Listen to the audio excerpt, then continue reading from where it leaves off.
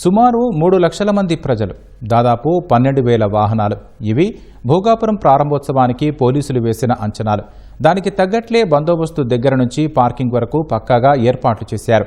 89 సెక్టార్లుగా విభజించి ఎక్కడా ఎలాంటి లోటుపాట్లు లేకుండా చేశారు. మరి భోగాపురానికి ఎలా చేరుకోవాలి, వాహనాలు ఎక్కడ పార్కింగ్ చేయాలి? డీటెయిల్డ్ రిపోర్ట్ మా ప్రతినిధి కనకారావు అందిస్తారు. ఉత్తరాంధ్ర కళలకు రెక్కలు, ఉత్తరాంధ్ర ప్రాంత అభివృద్ధికి దిక్సూచి అల్లూరి సీతారామరాజు అంతర్జాతీయ విమానాశ్రయం మరికొద్ది గంటల్లోనే ప్రారంభం కానుంది. సుమారు 12,000 వాహనాలు వస్తాయని చెప్పేసి అధికారులు అంచనా వేస్తున్నారు. సుమారు 5,000 బస్సులు దీనికి ఏర్పాటు చేశారు.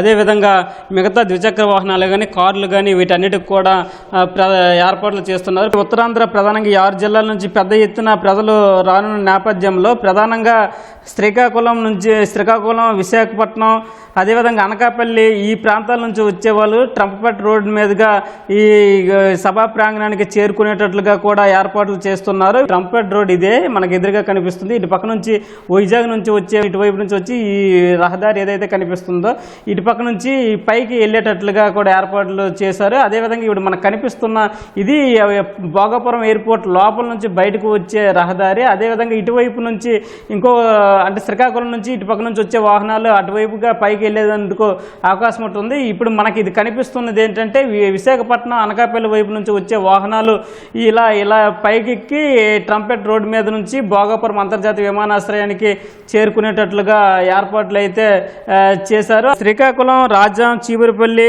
నెల్లిమర్ల, ఒడిశా వైపు నుంచి వచ్చే వాహనాలు జాతీయ రహదారి 16 మీదుగా వచ్చి భోగాపురం పరిధిలోని ముంజేర్ జంక్షన్ లేదా కంచేర్ రావివలస జంక్షన్ వద్ద సర్వీస్ రోడ్లోకి మళ్ళీ పార్కింగ్ ప్రదేశాలకు చేరుకోవాల్సిన అవసరం ఉంటుంది. దానికి సంబంధించి పార్కింగ్ ప్రదేశాలు ఎక్కడెక్కడ ఏర్పాటు చేశారు, వాళ్ళకి సంబంధించి ఎక్కడ పెట్టాలన్నది కూడా స్పష్టంగా ఈ మ్యాప్ల రూపంలో అధికారులు ఇప్పటికే స్పష్టంగా తెలియజేయడం అయితే జరిగింది. విఐపి వాహనాలకు నేరుగా విఐపి పార్కింగ్ చేరే విధంగా సవరవెల్లి జంక్షన్ నుంచి ఈ ఏర్పాట్లు చేశారు. దీనికి సంబంధించి సన్రే రిసార్ట్ సర్వీస్ గేట్ మీదుగా ఎయిర్పోర్ట్ ప్రాంతంలోనికి చేరుకునేటట్లుగా ఏర్పాట్లు చేశారు. ఇక్కడ మనం స్పష్టంగా చూడొచ్చు విఐపి పార్కింగ్కి సంబంధించి సభా ప్రాంగణానికి దగ్గరలోనే ఇవ్వడం జరిగింది.